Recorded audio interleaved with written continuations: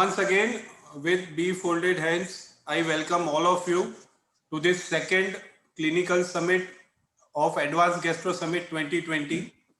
It is jointly organized by Association of Physicians of Ahmedabad and Noble Gastro Hospital Ahmedabad. I would like to thank Gujarat State Chapter of ASI, Gujarat State Surgeon Association, Association of Physicians of Gujarat, Association of Ahmedabad Surgeons, and Gujarat State Family Physician Forum for contributing us, their presidents and secretaries for contributing academically by joining this meeting. Today we have Dr. Pramod Garg. Dr. Ashwin Gadhvi sir will introduce him. Before that, I would like to introduce Dr. Hardik Parmar, who is a gastroenterologist at Noble Gastro Hospital, and he will be moderating this session. I would also like to mention that those who are attending more than 10 sessions, they will get a course completion certificate, and those who are attending all sessions, 22 sessions, will get a special academic gift from the Association of Ahmedabad Physicians. So I would like to request Dr. Hardik Parmar to begin this session of second clinical summit.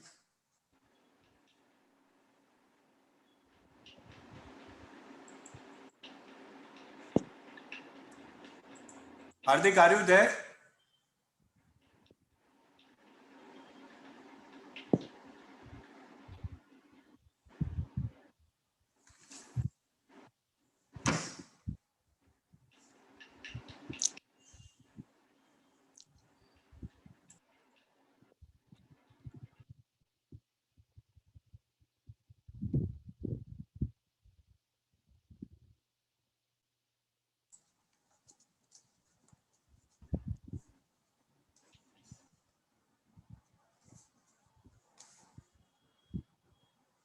So today, I welcome both the chairpersons, Dr. Ashwin Gadhvi and Dr. Pankaj Modi sir. Dr. Ashwin Gadhvi is senior physician in Ahmedabad and also president of Association of Physicians of Ahmedabad. And Dr. Pankaj Modi is senior surgeon as well as professor in general surgery in Civil Hospital Ahmedabad. I would like to request Dr. Ashwin Gadhvi to introduce Dr. Pramod Garg sir and then begin our second clinic of summit. Sir, you are mute, sir. Dr. Ashwin, you are mute.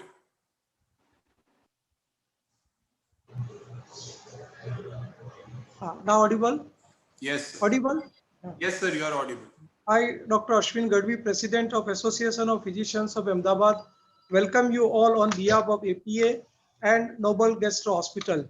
I welcome Speaker Dr. Pramod Garg, Chairperson Dr. Pankaj Modi, Organizer Yogesh Harwani, and Dr. Hardik Parmar, and all the participants who are joining with us for today's second clinic of Advanced Gastro Summit. It's my great fortune that I am introducing Dr. Pramod Garg, a stalwart in the field of gastroenterology. He is the president of AIIMS Raebareli. He is the professor of gastroenterology and former associate dean at AIIMS New Delhi. He has published more than 140 articles in national and international journals and is invited as speaker in national and international meetings. He is editor of International Journal of Pancreatology.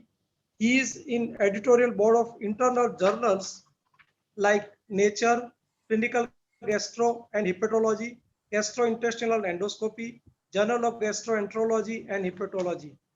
Today, he will discuss the topic of chronic pancreatitis, how much we can do medically and endoscopically.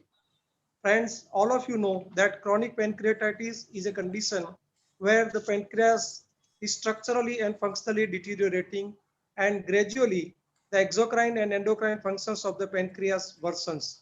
In such circumstances, we are helpless to treat the patient. But with endoscopy and medical management, a significant palliative therapy can be offered to the patients. I uh, welcome Dr. Pankaj Modi and Dr. Hardik Parmar. And before Dr. Pramod Garg may start his talk, if you have anything to add, please, and then we will have talk from Dr. Pramod Garg. Hardik has joined. There was some technical issue, Hardik. So I have introduced Dr. Ashwin sir and Pankaj Modi sir. So you can moderate the session now. Okay, sir. Thank you, sir. Pankaj, would you like to add anything? Sir, you are mute. Dr. Modi sir, you are mute. Thank you for allowing me this part. I would like to say this is a very interesting subject for all surgeons.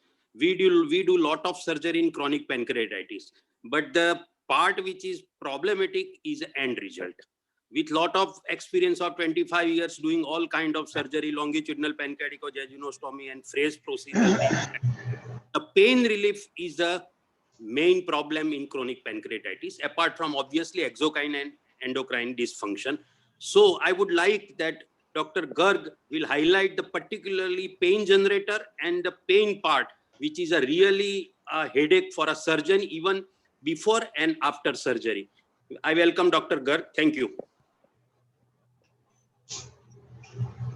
Good evening, ladies and gentlemen. I'd like to thank Dr. Yogesh Harwani and Association of Physicians of Ahmedabad and both the chairpersons for their kind introduction. It's my pleasure to give this talk on chronic pancreatitis.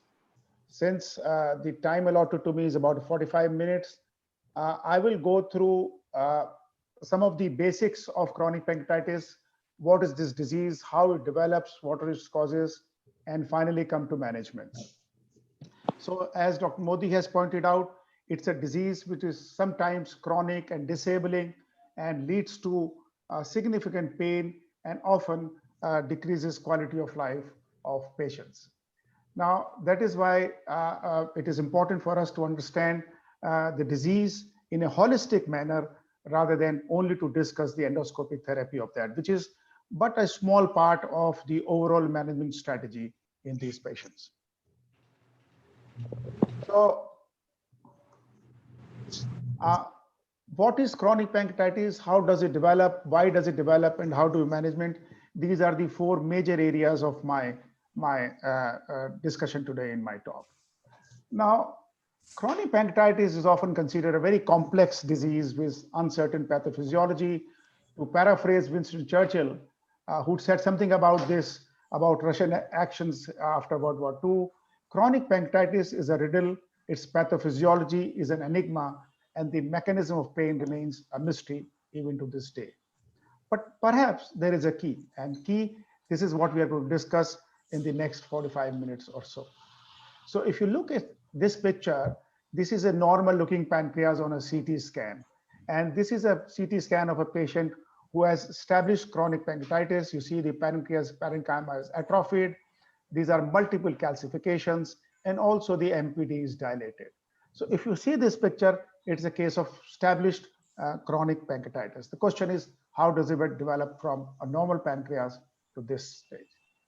Now, before I do that, what's the problem? What's the magnitude of the problem of chronic pancreatitis in India and the world? If you look at this map, it shows you the prevalence of chronic pancreatitis varying from 10 to 77 per 100,000 population around the world. Now, it has the highest prevalence of about 100 per 100,000 population. That means 0.1%, 1 in 1,000 person in India is likely to have chronic pancreatitis. With increasing diagnostic capabilities, the prevalence seems to be increasing in many parts of the world. So before I go to the clinical features and management, let me briefly give you a historical perspective. Now, this is very important because most people in India believe that we see a different kind of pancreatitis, chronic pancreatitis, which was initially termed as tropical pancreatitis. Now, it is important for all the physicians, surgeons, and people managing such patients is to understand what the disease is. So if you look at the phenotype of the disease, many times you will be shown this kind of pictures. If you attend any talk on chronic pancreatitis, whether it is endoscopic therapy or it is surgical therapy, you will see a picture of ERCP with a markedly dilated duct. And you may often see a picture like this, multiple stones in the pancreas duct. And people believe this is chronic pancreatitis. this is definitely chronic pancreatitis, but this is an end stage of the disease. This is not the disease that most patients will come to you. And I think we need to understand the development of the disease for its better management. So in 1970s, early 70s, a very large series was published from Kerala of over 1,000 patients. And what it described is that these are patients who are very young, they are malnourished, 90% have diabetes, and they have very large pancreatic stones, the picture that I've just shown you. Now, Dr. G. Varghese was the one who described this. And this is a patient who had chronic pancreatitis, malnourished. This is courtesy Dr. Ramesh from Kerala who provided me this picture. These patients used to consume cassava, tapioca, large stones, dilated duct. They required insulin for control of diabetes, and they died very early. So Dr. G. Varghese, my tributes to him, because he did seminal work on chronic pancreatitis in India. And he said this is a disease which causes pain in childhood, diabetes in adolescence, and death in the prime of life. And then he termed this as tropical pancreatitis for want of a better name, because this disease is seen in tropical country like India, so it is tropical pancreatitis. Now, the question is, do we really see this kind of picture anymore, or because the name still carries on? So we studied patients of more than 400 patients at AIIMS. We found 38% of our patients had alcohol-related pancreatitis.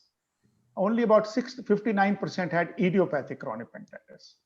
Now, recently, there is a series from Jaipur, from Rajasthan, where about 50% patients have alcohol-related pancreatitis. And I'm sure in many other states, this problem is increasing. I'm not so sure about Gujarat, but certainly in other parts of the country, this is a major problem. The second point is what the age of onset. So I showed you that initially it was considered to be early childhood, but now we find that the mean age of onset is about 25 years. So patients who will come to you will be in their late teens or in their 20s. That is the typical presentation of these patients. And similar results have come from other parts of the country. Now, in a study, we found that 75% of patients were normally nourished or overweight, and only 25% were malnourished. But most patients had lost weight after the onset of the disease. So weight loss in these patients is seen, but it is due to the disease rather than a cause of the disease. So we believe that it is not malnutrition which is causing the disease. It is an effect of the disease. Then obviously cassava is now no more considered as an etiology. AIIMS study, Kerala study, animal studies have all ruled out cassava as a cause of chronic pancreatitis in any part of the world. Then most people thought it's a severe disease, large calculi, the picture that I've shown you. But many patients we find, they do not have large stones. They don't have a markedly dilated duct. They present early in the course of the disease. So it depends on the stage of the disease or how the morphology looks like. Then earlier belief was 90% have diabetes, but our series showed 35% having diabetes. Chandigarh showed 23%. Kerala showed about 60%. So it's variable. So overall, about a third of patients may develop diabetes when they are in their 30s. So it is also a function of age. So a disease is there for about 5 to 10 years before the patient will develop diabetes. So that is another presentation of these patients. Now, very important study came from Kerala, where they showed that in the 1980s and 2000s, there was a marked difference in the patient's presentation. Mean age earlier was 20, it went up to 30. BMI was very low, it went up to 20. Most patients earlier were poor, now they belong to middle class. And diabetes was much less than before. So most people thought that this is the kind of pancreatitis that we see in India, known as tropical pancreatitis, special type of CP, young age, cassava consuming people, severe disease, large stones, malnourished, almost all diabetic, and early death.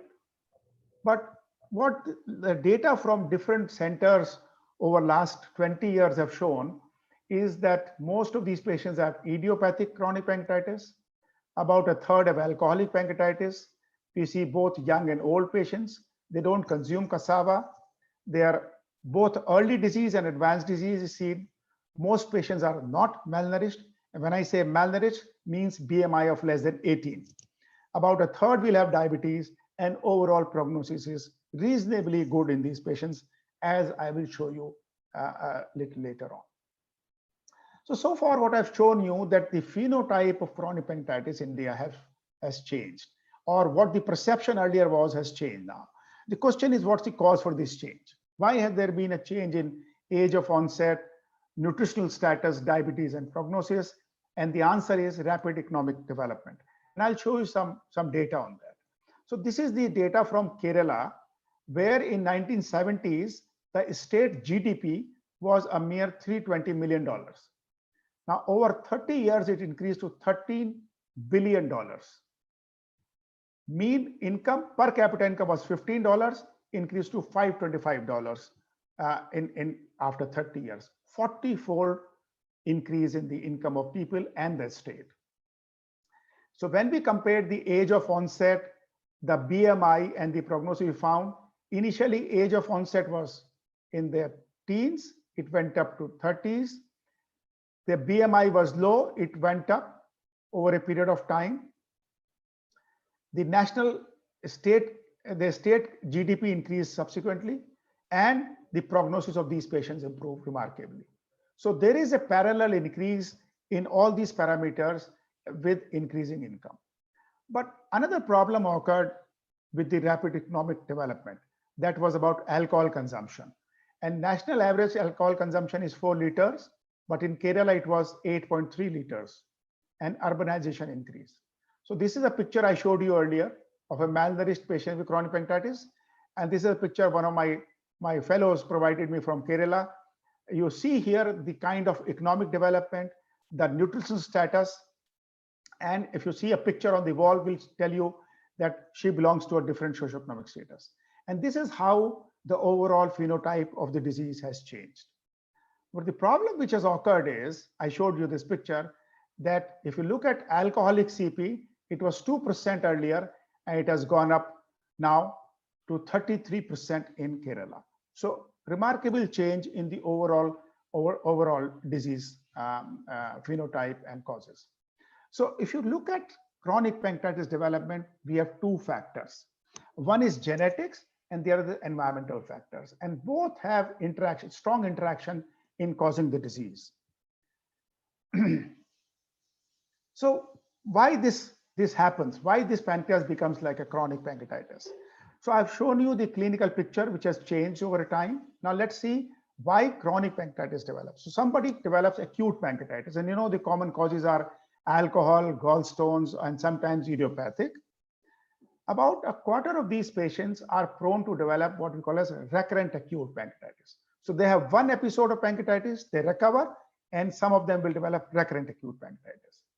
Then about 50% of them may develop chronic pancreatitis over a period of time. If you follow them longitudinally, you'll find that. So in a study of 75 patients with recurrent acute pancreatitis, we found about half of them develop chronic pancreatitis during follow-up over a period of about 5 years. So how the disease develops, how the disease progresses. So these are the parenchymal changes. So pancreas has 2 major components. One is parenchyma, the other is the ductal system, pancreatic duct, which will take the pancreatic juice from the parenchyma and it flows into the duodenum. So both these things will have changes during the development of chronic pancreatitis. So this is a normal looking pancreatic parenchyma on an endoscopic ultrasound, like an abdominal ultrasound. Now, when a patient develops recurrent episodes of pancreatitis, you see the changes in the parenchyma. It looks different. There are hypoechoic strands and foci and lobularity. It means there is something happening in this pancreas. And that something is fibrosis. Okay. And later on, when you have further course of the disease, further deterioration, the patient will develop now calcification and the atrophy of the pancreas. If you look at the ductal changes, so initially you find this is a ERCP picture. This is the bile duct, this is the pancreatic duct. The pancreatic duct looks normal here, not dilated, no irregularity. But what happens subsequently when a patient has recurrent pain, they develop mildly dilated duct, very subtle changes, and irregularity. And further on, they develop a dilated duct with stone appearing here, the calcification that I showed you. So there are two components. One is a parenchymal change, the other is a ductal change. And it's a slow progressive disease. It develops over about 5 to 10 years, and the course is variable in different patients. So why am I showing you this? I will come to this later when I come to the management of these patients. It is very important to understand the development of the disease. Don't think the disease is one where there is only dilated duct and stones. So this is the progressive model of the disease: acute to recurrent acute pancreatitis, and finally chronic pancreatitis, right? So pathophysiologically, what happens is that there is cellular injury. There is injury to the pancreas, to the parenchyma, whatever is the reason. It could be alcohol, it could be something else. And this leads to inflammation. So patient will present with pancreatitis, inflammation, acute pain. And once you have recurrent or chronic inflammation, it leads to fibrosis. So this is how the disease progresses.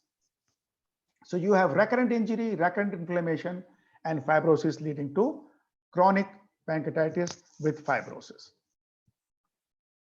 So this is the first stage when you have mild early chronic pancreatitis or recurrent acute pancreatitis, subtle changes in the duct, subtle changes in the parenchyma. Then the patient progresses, ducts dilated, stones, calculi appear, pancreas gets atrophied a little bit, and finally you have a disease where you have markedly dilated duct, multiple large stones, and totally atrophic pancreas. This is an end stage of the disease. Now, so why does it happen? So I'm not going to the details of the pathophysiology. That's not my mandate. My mandate is to discuss about management. But briefly, I'll tell you the why does it develop. So how, where, and what initiates injury? So there are two components I told you in the pancreas. One is parenchyma, which is composed of acinar cells, and the other is ductal system, which it gets involved later, not initially. Initially, it is the acinar cells or the parenchyma which gets involved. Now, this also has relevance when we talk about management. So environmental factors, toxins like alcohol, smoking, will act on the pancreatic parenchyma. And now we know there are many mutations. Most commonly is SPINK1 gene mutation. Then there are other mutations like CFTR, which causes cystic fibrosis, PRSS1, cathepsin B, and others. All these mutations and environmental toxic factors will affect the pancreatic parenchyma, mainly the acinar cells. Once they cause injury to the acinar cell, there may be other problems like oxidative stress. And once this cycle of recurrent injury inflammation carries on, then patient develops fibrosis. So many studies from our center, other centers have shown increased oxidative stress in these patients. So this is how over a period of time the disease would develop. So now I come to some of the basics about clinical presentation and diagnosis. Now it will be easier for people to understand how the disease presents and how do we diagnose, because I've shown you how gradually the disease develops with regard to its basic components of parenchyma and ductal changes. So I've shown you that patients develop recurrent acute and then chronic pancreatitis. So at this stage of chronic pancreatitis, they present with recurrent episodes of pain. So here also they present with recurrent episodes of pain, but here also they present with recurrent episodes of pain. Some of the patients with chronic pancreatitis may present with chronic abdominal pain. Some people call it type B pain, but it's a chronic abdominal pain. And they may present later with complications of, say, diabetes, steatorrhea, or local complications. So for example, they may develop biliary obstruction presenting with jaundice. They may have portal hypertension, may present with bleeding. And some of these patients may develop as a late complication pancreatic cancer. So I will not go into details of these complications, but suffice it to say that it depends on the stage of the disease on how the patient will present. So 90% of patients will present with abdominal pain, either recurrent episode, or some of them may present with chronic abdominal pain, where the pain is persistent for months together.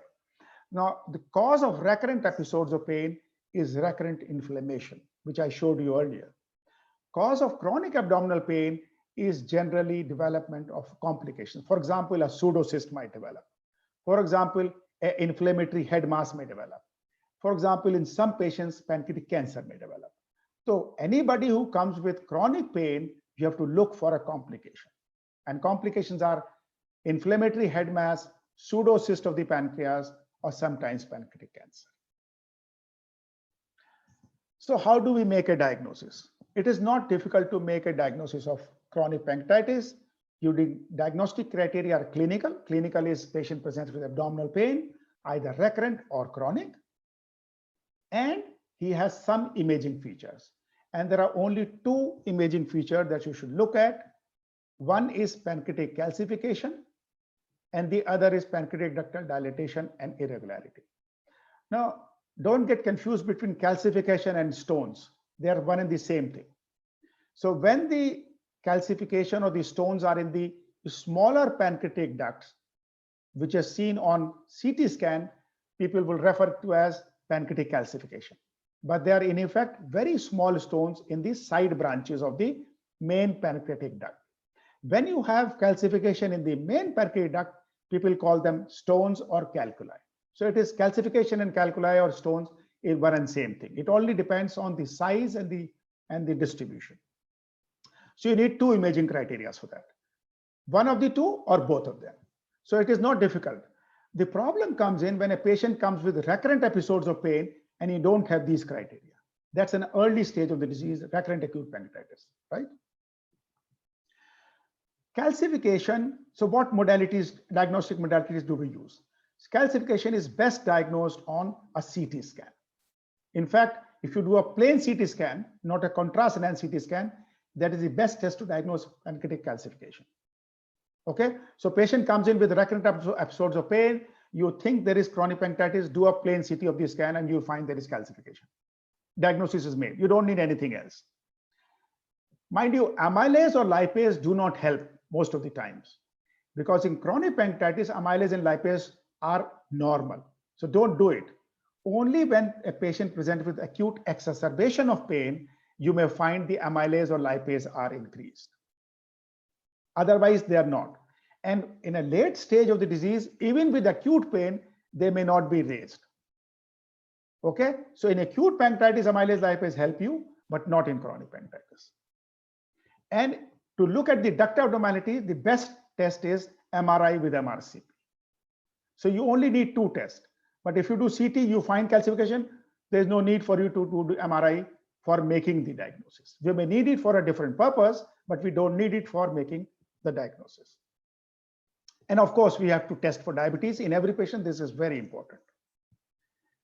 For very early changes where there is no calcification or dilated duct, we may have to do EUS, and I'll show you some pictures of that.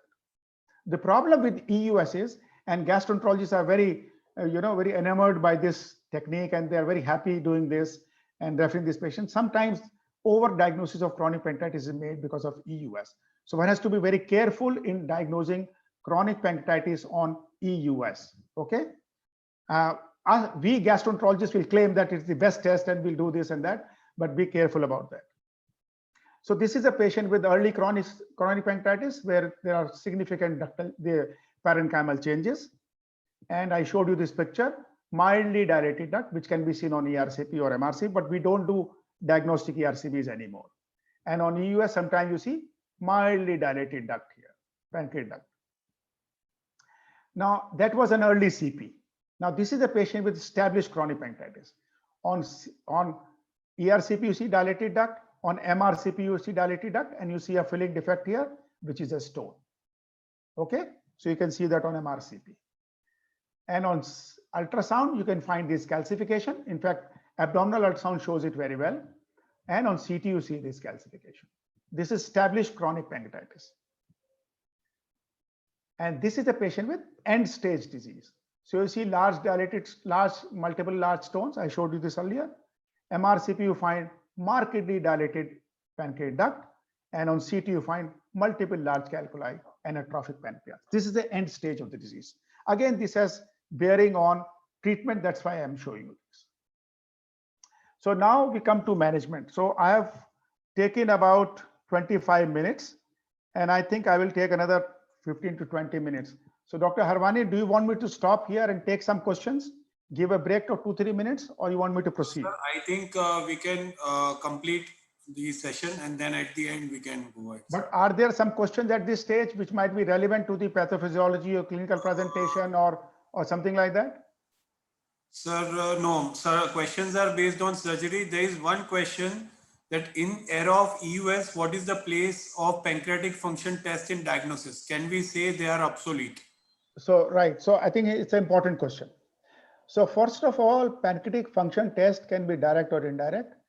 Generally, in clinical practice, there is no role of pancreatic function test. But to diagnose maldigestion or steatorrhea, sometimes we need to do fecal fat or fecal elastase, which are indirect tests for pancreatic function. In most laboratories, fecal elastase or fecal fat is not done. But nowadays, some labs are offering fecal elastase. But in a patient who is asymptomatic, in the sense he doesn't have steatorrhea or diarrhea, there is no need to do that. So generally, no. We may do it for research purposes or for some studies, but in general, it is not required to make a diagnosis. Thank you, sir. Okay. So then I will proceed with the management, the second part of my talk. So we need to manage diabetes and steatorrhea, and I'll briefly touch upon them a little later. But today I'm going to discuss mainly about pain, as Dr. Modi and Dr. Harwani and others said. So again, coming back to this picture, early stage, these patients have recurrent abdominal pain. And the site of injury I showed you earlier is acinar cell, the parenchyma, not the duct. Okay. Then we go to next stage. Here you see the duct is dilated. These patients, and they have stones. So these patients also have pain. Now the problem lies both in the duct as well as in the parenchyma. So here there may be a role for something else other than medical treatment. And here most of the patient at end stage, they do not have pain. It is called burnt out disease. Some of these patients may have what is called as neurogenic or neuropathic pain, but that's a minority. And I would suggest that don't worry about that. If you have such a patient, it is best to refer the patient to a specialist. Okay. So from here we go, what's the mechanism of pain? So people discuss about pancreatic inflammation, which is obviously a cause in those with recurrent inflammation. Ductal hypertension may be there. There is a stricture or a stone in the pancreatic duct, and some patients may have neurogenic pain. So the first therapy which you have to give is medical therapy in these patients. In the medical therapy, most important is analgesic. Obviously, patient comes with pain, you have to give analgesic. NSAIDs are often given for acute inflammation, but opioid analgesics are also required for recurrent and chronic pain. Some of these patients are also given enzymes, pancreatic enzyme, and antioxidants. And if medical therapy doesn't work, we go to endoscopic therapy or surgery, but again in particular situations. And I will briefly touch upon that. So this is a patient, early stage of the disease. He presents to you with recurrent abdominal pain. You do MRCP, it shows subtle changes in the duct. It is not markedly dilated. There are no stones. What do? The mechanism of pain here is inflammation. And I showed you these patients may have oxidative stress. So these patients are treated with medical treatment. They are not candidates for endoscopic therapy or surgery. So when you hear a talk in a conference and people show you large stones being taken out, dilated duct, everybody thinks this is what chronic pancreatitis is. No. Majority of patients in the beginning of the illness for at least 3 to 5 years do not have dilated duct or stones. Okay. So medical therapy is required. Now, one thing I want to emphasize here is that for those of you who are physicians and surgeons and you manage patients with chronic pancreatitis, they will often come to you with acute exacerbation. They have acute abdominal pain, once in 3 months, once in 2 months, once in 6 months, many times in a year, or sometimes infrequently. What do? So first of all, you don't need to refer this patient to a tertiary care hospital. You can easily manage this yourself. The management of such patients is very easy. Nil by mouth, IV fluids, and analgesics. We can try NSAIDs like diclofenac. We give tramadol or any other opioid, make them pain-free. Now, majority of patients will get better in 3 to 5 days. Only occasionally, the pain will last for a week or 10 days. Majority will be fine in 3 to 5 days. Once they are okay, you start them oral feeds gradually, and they'll be okay. There is no role of antibiotics. So first thing most doctors will do, patient comes chronic pancreatitis pain, they will give imipenem. Because they must have heard somewhere, imipenem is a good drug for pancreatitis. Please don't give antibiotics. They don't need it. Number 2, please don't do repeated CT scans. So my advice to all of you who are listening and who are managing these patients is, management of acute exacerbation of pain is very easy. Don't give antibiotics, don't do repeated CT scans. This is important, okay? So early stage medical therapy, now come this stage. Patient presents with recurrent pain, some may have chronic pain. And here some of these patients, because of these stones seen here, dilated duct, may have ductal hypertension. Now this may be because of stones or stricture. Now for these patients, we again give medical therapy, but these are also candidates for endoscopic therapy or surgery if they do not respond to medical therapy. Okay. Now end stage disease. Fortunately, 90% patients will not have any pain. It's a burnt out disease. We don't need to do anything for pain. But some of these patients, 10% may have neurogenic pain. Again, for these patients, endoscopic therapy and surgery doesn't work. They may require treatment for neuropathic pain. For example, you must have heard about pregabalin or amitriptyline. Some of these drugs may help in these patients. But surgery or endoscopic therapy does not. In fact, endoscopic therapy should not be tried if you have large multiple stones all over the pancreas. So in the medical therapy, a word about antioxidants. I've told you we give analgesics, we give enzymes, antioxidants. Why? Because these patients have oxidative stress as one of the mechanisms of inflammation. So in a randomized trial, we gave a cocktail of antioxidants and we showed that it works very well. The number of painful days decreased significantly, and patients, about a third of patients actually became pain-free when they were given antioxidants. So based on this study, we generally prescribe antioxidants to all our patients. So how do you prescribe an optimal medical treatment to these patients? One is diet. So give 1500 to 2000 calorie diet, homemade diet. One advice is give small, frequent meals. So we generally advise 5 meals a day. So they should avoid fasting, that's number 1. And they should not take heavy meals, because there is a significant meal pain relationship. So a person who is fasting for say 8-10 hours and then suddenly takes a large meal, it is possible that it may exacerbate the pain. And this often happens in children and young adults. They will take something in the morning or not take anything in the morning. They go out to school or college or somewhere, and 8-10 hours they haven't eaten anything, come back home in the evening and they will have a feast, and there is a problem. So small, frequent meals, homemade diet, no definite restriction, no restriction for fat.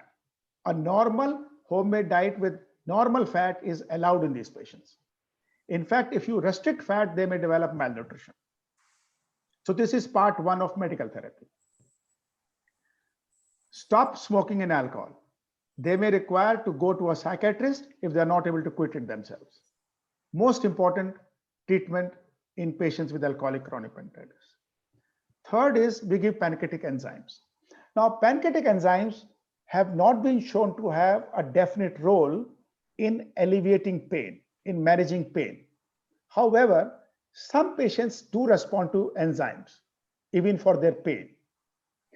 And also, most of our patients have subclinical pancreatic exocrine insufficiency.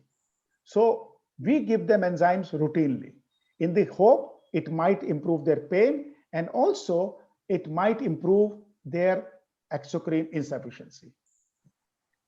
And then we give them antioxidants. Now, one of the problems with the antioxidant is that people will give 1 tablet of this antioxidant twice a day. That will not help these patients. So there is an adequate amount of antioxidant that you need to give. So this is the combination that we use: 0.5 gram vitamin C, beta carotene, vitamin E, organic selenium, and methionine. And we give about 6 tablets. I mean, there are now, earlier there was only 1 brand available. Now we have a couple of brands available in the country. So depending on the brand, you can give either 1 tablet 3 times a day or 2 tablets 3 times a day. To give adequate doses and give at least for 3 to 6 months. Then only you will find effect. If you give 1 tablet twice a day for a month, nothing is going to happen. This is not a disease where there is an acute beneficial effect of the treatment. And then you must give adequate analgesia, but avoid morphine. Morphine has been shown to exacerbate the disease in chronic pancreatitis. So don't give morphine. And there is often a problem. These patients will become addicted, especially patients with alcoholic chronic pancreatitis. So this is an optimal medical treatment prescription for patients with chronic pancreatitis. And I've shown you, if they come to you with acute exacerbation, manage them easily: nil by mouth, IV fluids, analgesics. That's it. Now from here onwards, if you find a patient is not responding, or patient has dilated duct or has stones, then we go to the next stage. Some of these patients we give, if they have neurogenic pain, pregabalin for about a month or 2 months. For endoscopic therapy, the prerequisites are dilated duct, ductal obstruction, significant pain, not responding to medical therapy. But if they have large burden of stones or burnt out disease, it's a contraindication. Don't do it. Don't send the patient for that. So what we do, if you relieve the obstruction by taking out these stones or putting in a stent in these patients, then it helps. If there are stones, large stones, we first do extracorporeal shock wave lithotripsy, ESWL, and then do ERCP. Or sometimes we do ERCP first, we find stone is large, then we send them for ESWL. So combination of ESWL and ERCP is done to take out these stones and put in a stent if there is a stricture. So sometimes you have a patient like this where this is an ERCP being done. We are doing sphincterotomy of the major papilla. And once you do sphincterotomy of the pancreatic sphincter, you see these stones may come out. They are not very large stones. So if the sphincterotomy is adequate, these stones may come out. And once these stones come out, we generally place a small 7 French stent in them. Occasionally, these patients have a large stone. So depending on the size of the papilla, we may do a good sphincterotomy. And sometimes we also dilate this with a balloon, but only infrequently. And sometimes you see a very large stone can also be taken out. You see, it's a very long stone which has been taken out. But majority of time, this is not the case. That is why I don't want to emphasize that this is a treatment for chronic pancreatitis. That is why I showed you about the stages of the disease and the corresponding treatment for that. If patient has significant disease, not responding to any medical therapy or endoscopic therapy, or those who have complications like inflammatory head mass, a biliary obstruction, or pancreatic cancer, then surgical therapy is offered to these patients. So no response to medical or endoscopic therapy, dilated duct, then they do a lateral pancreaticojejunostomy. And about 80% of patients will have pain relief. If they have a pancreatic head mass, which is often an inflammatory head mass, now the treatment is Beger or Fraise procedure, where they take out part of the pancreatic head and do a lateral pancreaticojejunostomy. So there was a randomized trial about surgery and endoscopic therapy, which showed surgery to be better than endoscopic therapy. But most of the time, patients prefer endoscopic therapy first before they go for surgery. So what happens with this kind of therapy that I've shown you? Medical therapy, endoscopic therapy, surgical therapy. What's the response? Right? So we published this data a few years ago, where we found that majority of patients actually have very good response. So 288 patients, 52 responded to medical therapy. About 67 patients required endoscopic therapy, and another 16%, so 52 plus 16% responded to this. and 26 patients require surgery, about 10% of these patients, and another 6.7%, that means total of 84% patients had significant improvement in their pain with medical therapy, endoscopic therapy, or surgical therapy in some of these patients. No response was seen only in about 15%. So it's not a disease where you don't get relief. You get good relief if you follow them properly and offer them proper therapy. And with increasing duration of the disease, this is at 1 year, this is at 15 years, majority of patients become pain-free. This is a proportion of patients becoming pain-free. So at 15 years follow-up, about 80% become pain-free. Now that's an important thing. So a patient comes to you, he's only about 20 years old, parents are worried, what will happen in future? Tell them, nothing is going to work, nothing to worry. In about 5 to 10 years, the pain will go away. Patient may develop diabetes, but today we have very good treatment for diabetes. So don't worry about that. So you have to tell them it's not a lifelong disease. Okay. So another important thing is management of diabetes. Once they develop, you have to impress upon them that now don't worry about pain, worry about diabetes. Because uncontrolled diabetes will cause more problem than recurrent pain. And by the way, most patients do not require insulin. They may manage with diet and oral hypoglycemic agents. Only about a third to 40% of patients will require insulin. If they have steatoria, then we give pancreatic enzymes. And a couple of words about enzyme therapy, give at least 10 to 20,000 units of lipase with each meal. And it should be given with meals, in between meals. Best is patient has taken half meal, take enzymes, then half of the meal. And if it's a larger meal, we can go up to 40,000 also, depending on the portion of the meal. So my advice is tell them 4 to 5 smaller meals a day, and with each meal they take 20,000 enzymes. So this will definitely help their steatoria. If it doesn't, then we may add either H2 blockers or sometimes proton pump inhibitors. But most patients do not require it because nowadays the enzymes which are available are microspheres and enteric coated. So acid doesn't have an effect on it. So you don't need to give acid suppressive therapy in them because I find every patient is on PPIs. That is not required. Please don't do that. De-addiction, again, I would emphasize, is an important component of management. So with this, and also nowadays there is the emphasis on bone health. So nowadays, please check their calcium and vitamin D, and if possible, get a DEXA scan in elderly people at least. So what is the prognosis overall? If they have good pain relief, what happens to longevity? I showed you Dr. Jeevarji's data that they die very early in the prime of their life. But now we and others have shown that there is a high probability of 80% probability that these patients will live at least for 35 years or till the age of 60, 65 years after the diagnosis. So prognosis actually is very good. Now, the problem that we are seeing now is diabetes, if untreated or not treated well, and alcoholism are the major causes of death in these patients. It is not pancreatitis per se. It is alcohol and diabetes. So be careful about that. But about 1 to 2% may also develop pancreatic cancer. That's a different story. So I'm not discussing pancreatic cancer today. And there is no guideline as of today that we have to actually screen those patients. So that's why I omitted that part. So now I'll summarize my talk, particularly about management. There is a concept of progressive injury leading to chronic pancreatitis, and I've shown you that progressive model, acute to recurrent, acute to chronic pancreatitis. And it is years before a patient will develop a dilated duct and stones.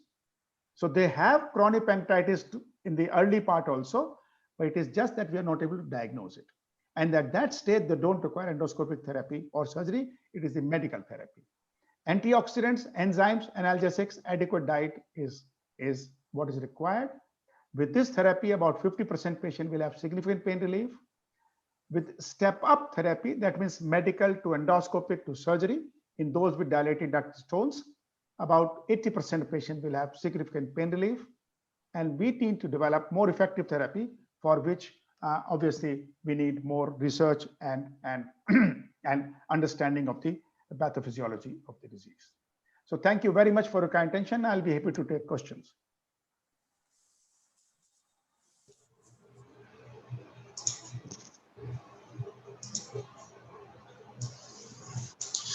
Sir, there is one question. Which NSAIDs opioids are recommended for pain for chronic pancreatitis? Please differentiate how to use in IPD and OPD. So which are the agents to be used in these patients? Okay. So if you have a patient in the outpatient department who comes with off and on recurrent pain, first suggestion is that you can give them tramadol. Tramadol is a fairly effective drug. In some of these patients, sometimes we try NSAIDs also. Even in fact, paracetamol 650 milligram can also work. Sometimes you can try oral naproxen 500 milligram. This also works in some patients. But most commonly, they require opioid. Tramadol, I think, is the best. When it comes to patient who is admitted in the hospital with acute pain, you can give injectable paracetamol. You can try injectable diclofenac, but do monitor their renal functions. And otherwise, again, best would be opioids. In opioids, tramadol will be a good choice. You can go up to 100 milligram twice a day. Sometimes you can give others like fentanyl, but I think tramadol, a combination of tramadol and diclofenac should be enough in most patients, I would say. Thank you, sir. So another question is, does ESWL help in parenchymal stones without main pancreatic duct stones? MRCP is not showing any MPD obstruction. Right. So very good question. So ESWL doesn't help. It is done only for stones in the main pancreatic duct, not in smaller ducts. That we cannot take out, because that depends on the pathophysiology of the disease, which are not able to target so far. And that is why I said that we need more effective therapy. Okay. Hardik, can I ask a question? Yes, sir, please. Dr. Garg, it was excellent presentation. I have two questions actually. The first one is that there was a popularity of celiac ganglion block for a pain relief in chronic pancreatitis. Sir, your take on that? So in general, it is not effective. Sometimes we do it. And the reason for that is a patient has significant pain, chronic pain. It's not recurrent pain, chronic pain going on for months. And he is not in a good shape for surgical therapy. He has failed medical therapy. We have tried endoscopic therapy. He's not improving, right? He's admitted in the hospital. He's not in a good condition for a major surgical procedure. We tried celiac block.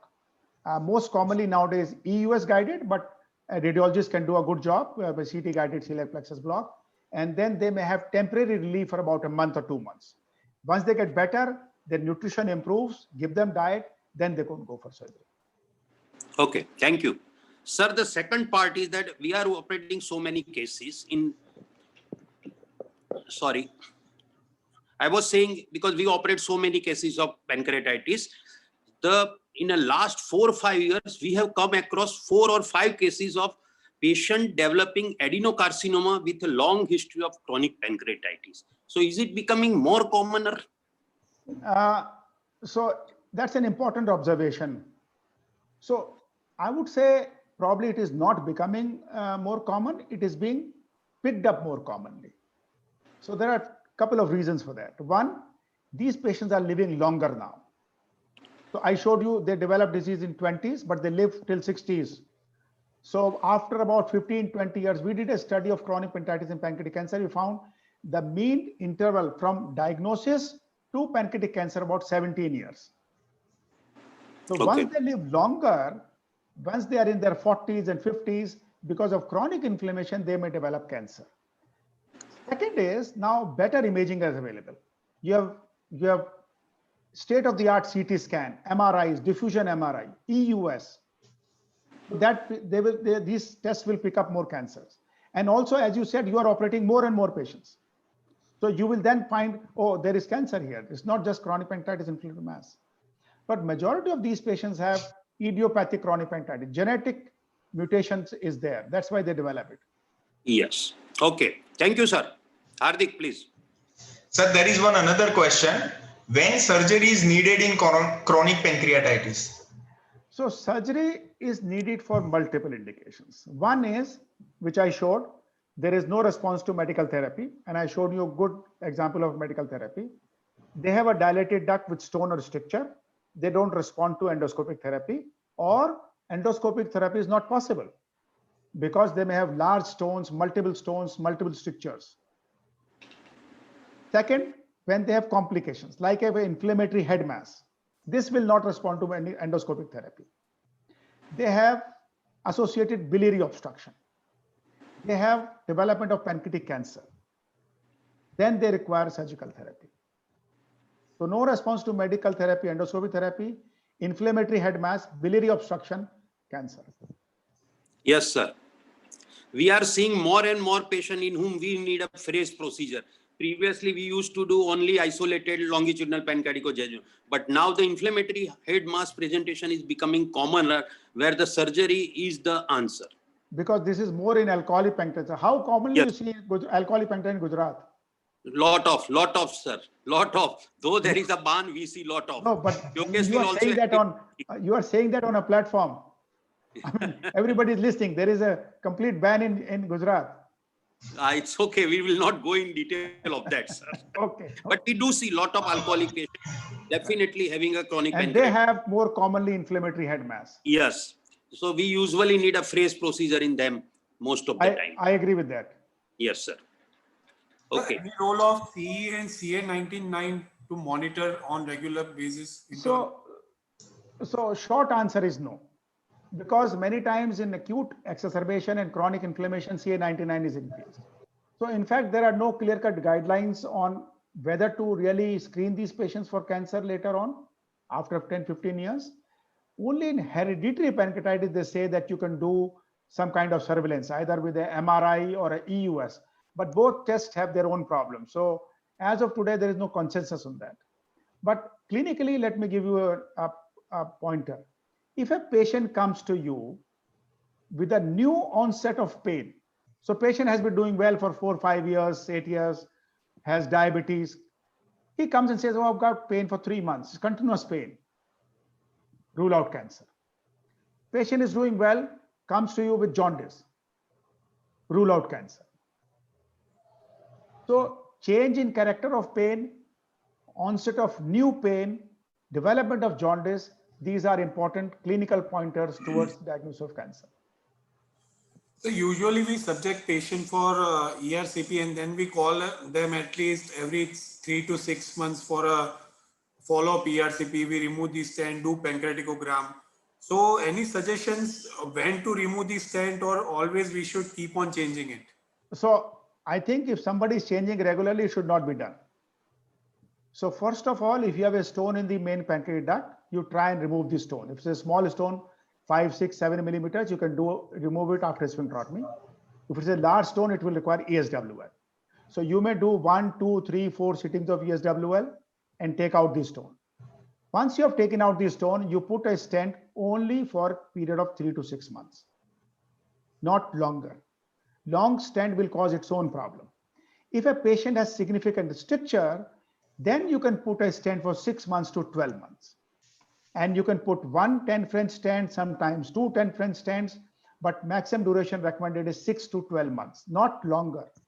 Don't keep calling them and do ERCP again and again. It causes more problems. You see, the reason I showed you the story of how the disease develops, that the disease starts from acinar cell, from parenchyma, and not the duct, is this. We only look at the duct, which is not the cause of the problem, which is not the cause. It only adds to the problem in some patients. So the duct-centric intervention, duct-centric thinking has to change. But so what after 12 months? Suppose if patient comes after 12 months and So that's fine. You have to keep the patient on medical therapy. If you find the patient has significant pain, you find the stricture has come back, you find stones are still there, offer them surgery. Okay.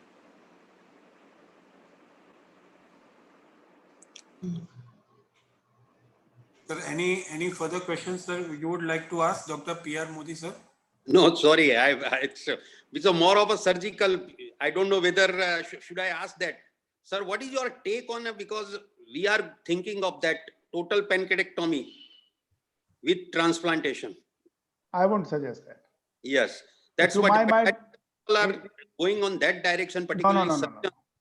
But I don't think it is still there. The treatment. No, it's not. It's a nihilistic approach to a disease. So people, Yes. a young patient will come, and there are only a few centers in US which are doing it. Young patient comes with chronic recurrent pain. Is it 18, 20, 25 years, and they'll go remove the pancreas and put islet cells. I don't think it is required. Yes, I'm sir. not a fan of that. And I've Yes. shown you very clear data that with adequate therapy, 80% patients have pain relief. And I've shown you over a period of time, 10 years or so, the disease burns out. The pain is gone. So I don't think that's a good strategy. I'm not in favor of that. Yes, sir.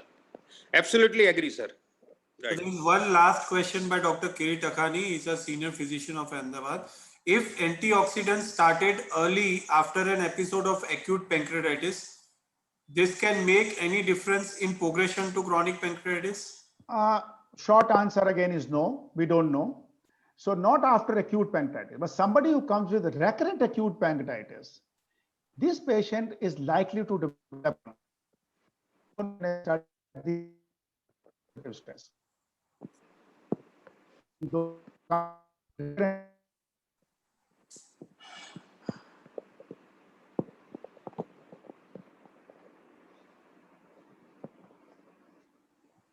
Not audible. I think we have lost connection. Hmm. Okay, Yogesh, bhai, can I leave now? So one I or have two got minutes more. Wednesday emergency. My resident is calling me since 15 Okay, sir. minutes. Okay. Okay. Thank you. It was a nice session. Thank you very much. Thank you very much. It was great.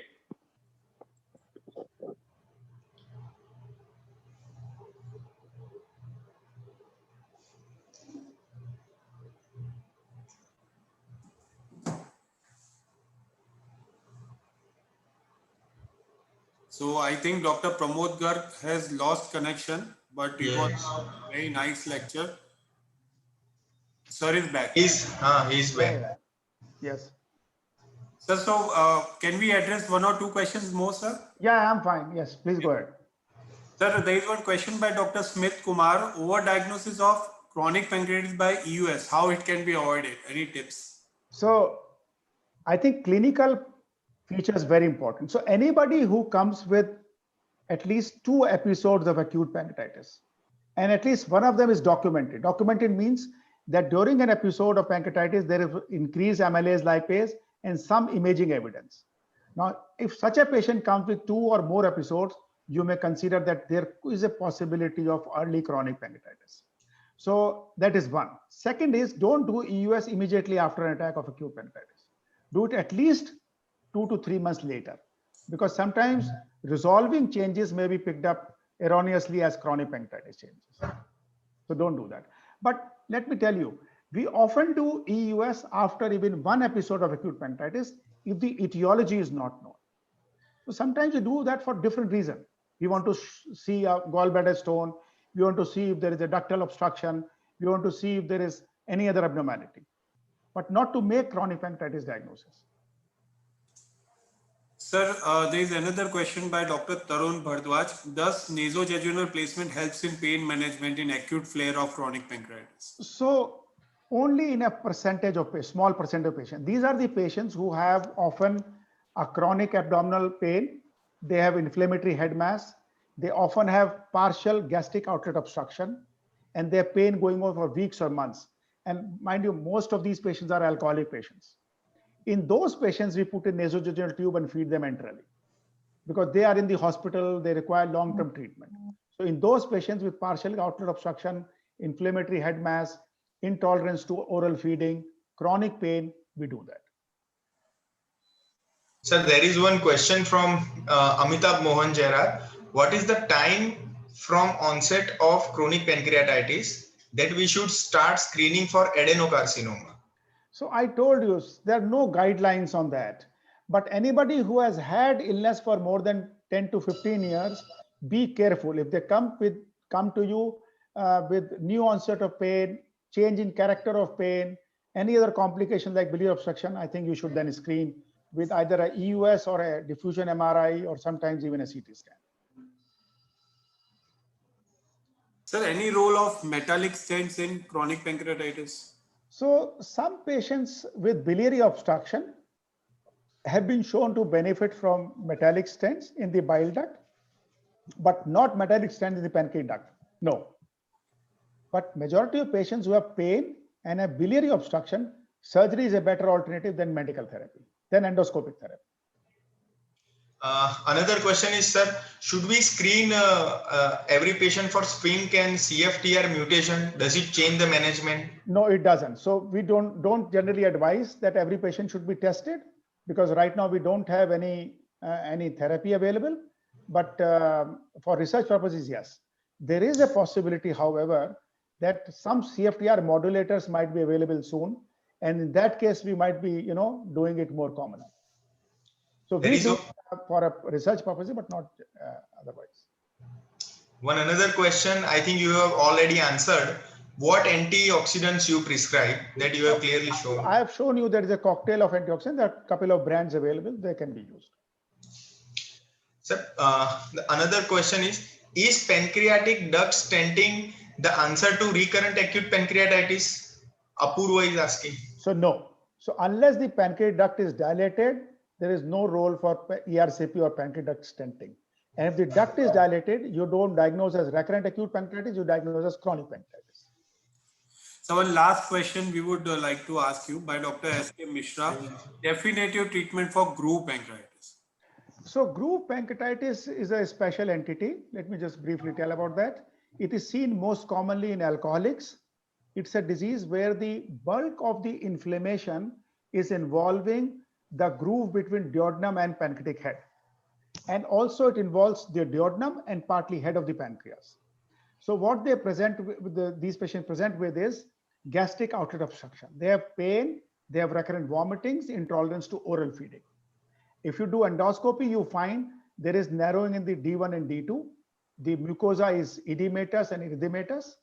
And on CT scan, you find small fluid collections between the duodenal wall and the pancreatic head, and sometimes the duodenal wall also. The best treatment is medical therapy in these patients. And in these patients also, we place a nasojejunal tube for enteral feeding. We give them medical therapy. And fortunately, most of these patients, they stop alcohol and smoking, they improve. Only some of these patients, if they don't improve, they require surgery. And in that case, it is usually resection surgery rather than LPG. I think we can stop here. It was a nice session, sir, and many of the queries of our routine clinics have been solved. And we are really lucky to have you as a speaker. Thank you very much, sir. Once again, sir, I thank you. And from the entire Association of Physicians of Ahmedabad and my team, thank you so much for accepting our invitation and giving your important time. Thank you so much. For your invitation. Thank you. Thank you. Good day. Good day. Good day, sir.